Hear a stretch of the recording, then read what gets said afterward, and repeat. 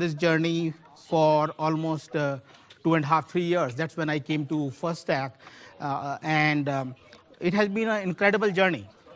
Uh, Thanks for the executive support, because I think, as Mike mentioned earlier, for anything, any initiative, uh, you really need one thing. If you need is the executive commitment and support, because everything else will fall in place once you have that commitment and support from the executive team.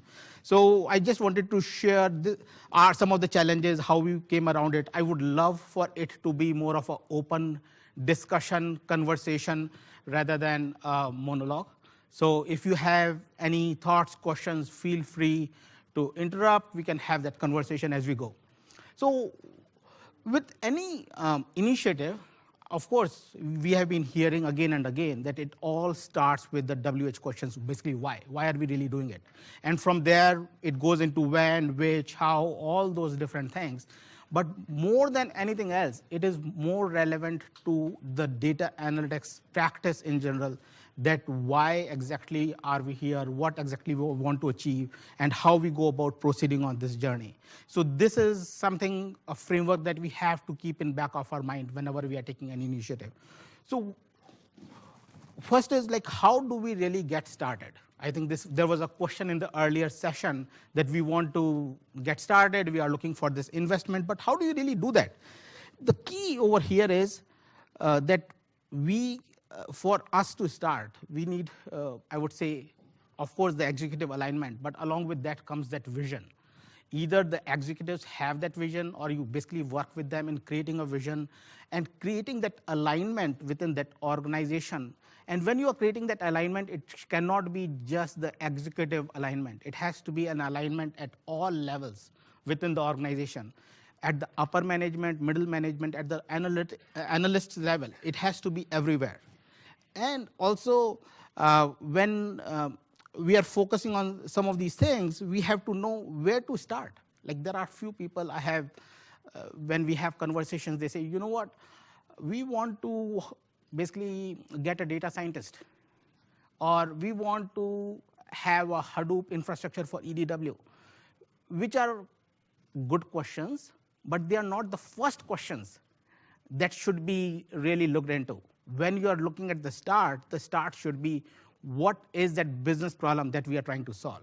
Unless we have a clarity on that business problem, it is going to be difficult. And when we talk about the business problem, over there as well, it is focused on which particular business problem to solve, because there are so many different things, and you cannot, of course, boil the ocean. In our case, when we put together the business case for digital analytics, we actually started with marketing analytics. We put together a use case around that, okay, when we have the data about our members, these are the different experiences that we will be able to change or modify, and this will lead to this kind of uplift in leads and opportunities and new accounts and new membership and all. At the same time, we, within some time frame, we actually pivoted, where we, instead of focusing heavily on marketing analytics, we decided to focus on finance and credit analytics. And those reasons why we moved from marketing to finance or credit analytics is very organizational based. It is not something that is going to be true for you, what is true for us. In our case, we found a strong sponsor in Marito and our CFO, Hank, who were right behind this program and who can really help guide this program and make sure that there is all those things available to make sure that we don't run into any roadblocks. And they were there to help remove those roadblocks when there were any. So you have to find in your respective organization, what are those low-hanging fruits? They may exist anywhere and everywhere. Like, I have another slide that we used at our internal analytics summit, not right here, which talked about the opportunity. And the opportunity, data is almost like IT or technology, which is touching each and every business function. Like, we have about 30 different business functions, all the way from retail to deposits, insurance, investments, credit card, all those places. And each of those areas can benefit from data and benefit from analytics. But you have to find what are those, where can you really find that executive support and commitment such that you are successful.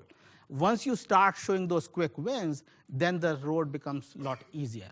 And this is an approach that we took where we started with credit analytics and finance. Once we start seeing some success, then we started basically took a more like a pinball approach where we went to the next line of businesses, and we had consumer lending and retail team. Now that we have started a better engagement with them, we went to the next line, which is mortgage and collections, and so on. So we are trying to build whatever we are doing, this whole practice, in a very agile way, something where we don't really need to boil the ocean, but we are still taking those baby steps and showing the value along the way, so that our CEO, Greg, is interested in what we are doing, and he's seeing that value that ultimately he's looking forward for. Another thing is around that whole thing around engagement, that you have to basically, at the end of the day, we cannot be successful when we just talk about data or data warehouse or analytics model. We can only be successful when we have that engagement across the entire organization. There are different engagements that are needed from at a upper level, at a middle level, and at the analysts level. At the upper level, you need to have those ongoing engagements around having the business reviews. For example, we had a pretty good business reviews with retail team and mortgage team where we sat together, understood what their priorities are, what their challenges are, and how can we work together with them in creating a data roadmap which spans across next 3 or 4 quarters. We prioritize those things and we say, let's achieve or work on those things in together and deliver on those things in a piecemeal basis. So those things are very important. At the analyst level, on the other hand, the engagement was very different, where we basically created a power analysts community. Initially, we met with them every week, where we will have more of a training or guidance on different tools and technologies that we have acquired.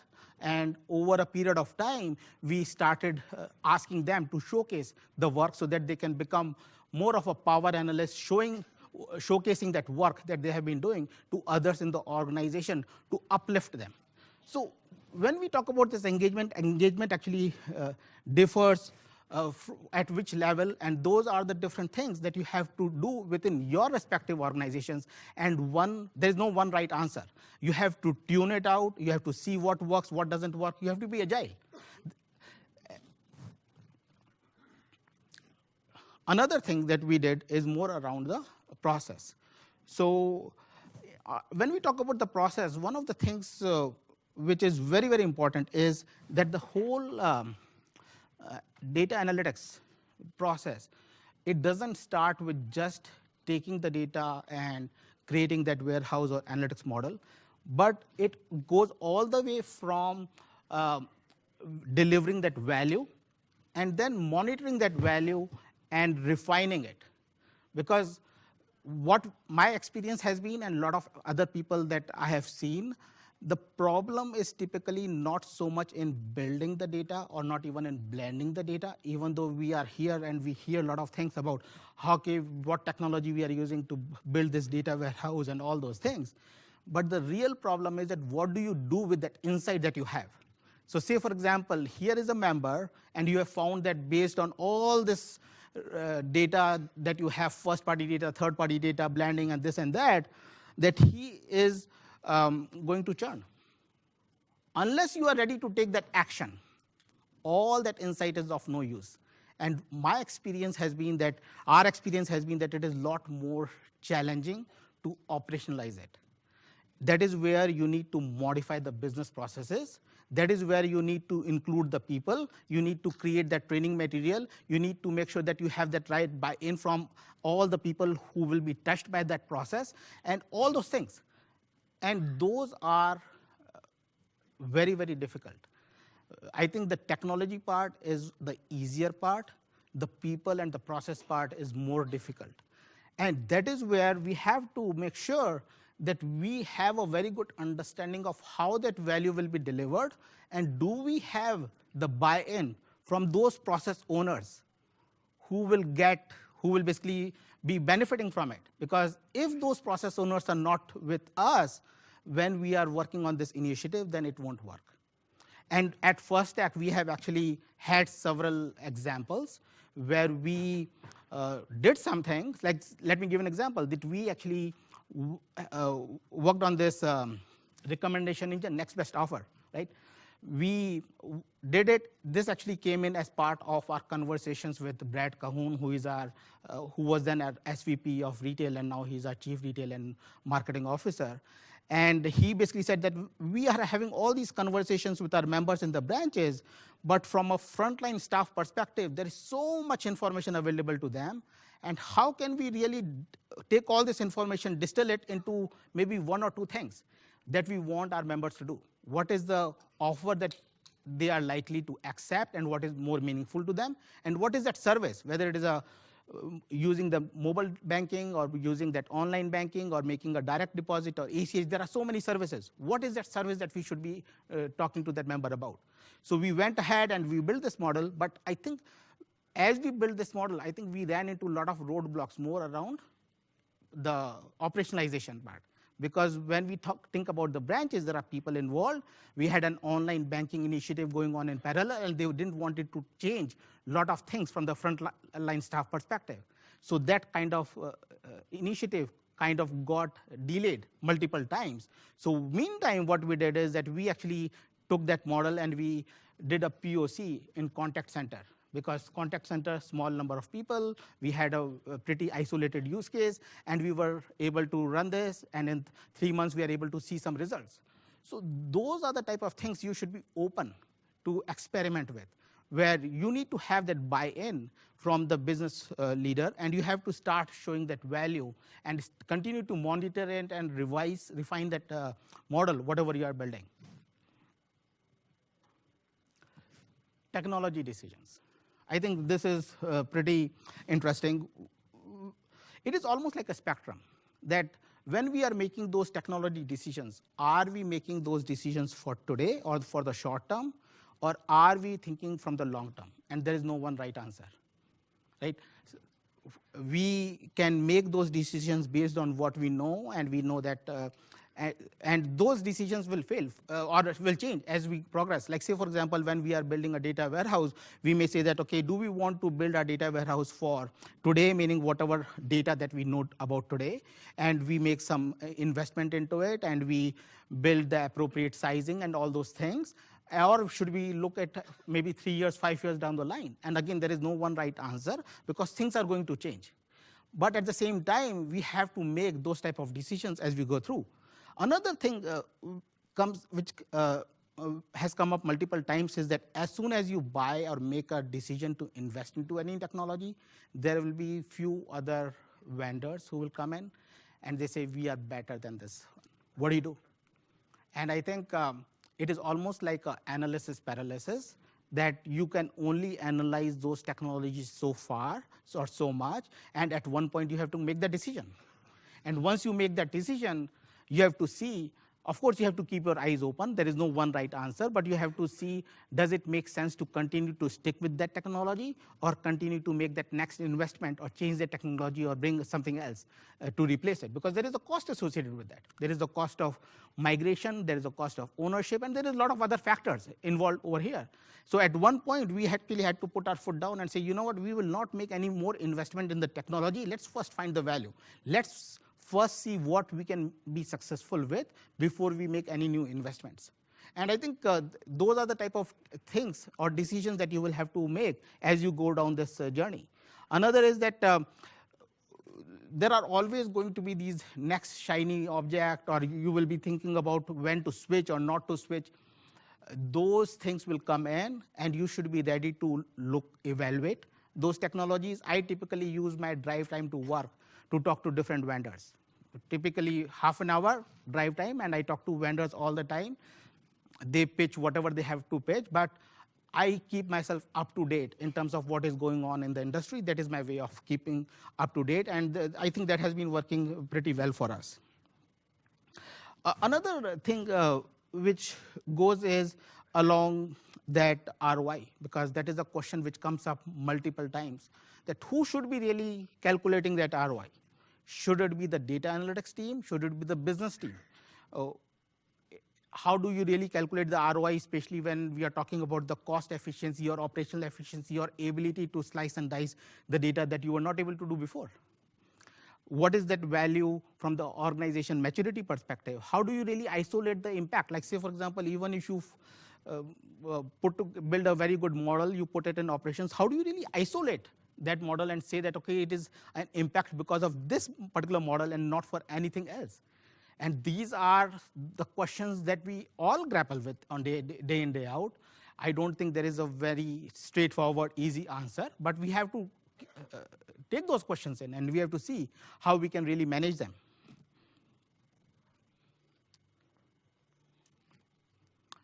I think one another thing which actually also helps us is around the trusted partner. And when I talk about the partners, I talk about the internal partners, business functions. In several of our, so we have a ET update, executive team update, where we give an update almost every month to our team, to our executive team, about what is new, what has happened in the digital analytics team. And in the last couple of meetings, what we have done is that we are there, but instead of we speaking up, we are asking our business functions, our partners, to talk about how they are benefiting from the work that digital analytics is doing. And we see that that is so much more powerful than us talking about what we are doing. So actually, Sandy is right here, and I think she will acknowledge that those conversations are very, very different. So having those internal partners, having those conversations, that how we are working together to make those partners successful is the key. If we are trying to build something because it is fun, it is good that you are doing it, but you have to have a business partner who is benefiting from it. The kind of things that we hear from our business partners about the exciting part of some of the things we are doing, and we will hear it over the next couple of days, those are the things that really stand us apart, and those are the things that continues to ensure that our executive team has that confidence in our ability to deliver. Similarly, there is external partners. And when I talk about the external partners, I talk about the vendors that we have, Tableau, Alteryx, Hortonworks, and all, because some of these vendors, they have actually bent backwards in providing support to us. And the same thing goes for Decision Minds. For example, we had some challenges last year when we were executing on our BI and data practice, and having a trusted set of partners who can help you with the strategy, help you with the business engagement, and help you in the execution. It is very, very important. Which partners you should go with, how you should go about identifying those partners. Again, nobody is perfect. We have had some experiences of all types in this realm, but those partnerships are important. Especially this area is evolving very, very fast. New tools and technologies are coming. It is very hard to find the right talent that we can get in-house. So we have to rely on some of these external partners. And the expertise that they bring is something that, again, we have to go based on that trust. The right thing to do over there is to create shorter engagements, something where you have some tangible output at the end of the day, and see if they are able to deliver. Don't sign up for some long-term engagements where you will know only after 6 months or a year that whether they are able to deliver or not. And finally, I think remember one thing, that it is all about the value that we are able to generate. It is nothing about technology. It is not about people. It is not about process. At the end of the day, if Sandy, Dave are not happy, we have no reason to exist. We are here because you are here and you appreciate what we are doing, right? So that is the most important thing. At the end of the day, if they are not finding value, I think we should better do something else. So that was the last slide, actually. And if you have any questions, I am open for another about 5-10 minutes. All right. Looks like no questions here. So thank you for your time, and I will give 10 minutes back before we start with the next session.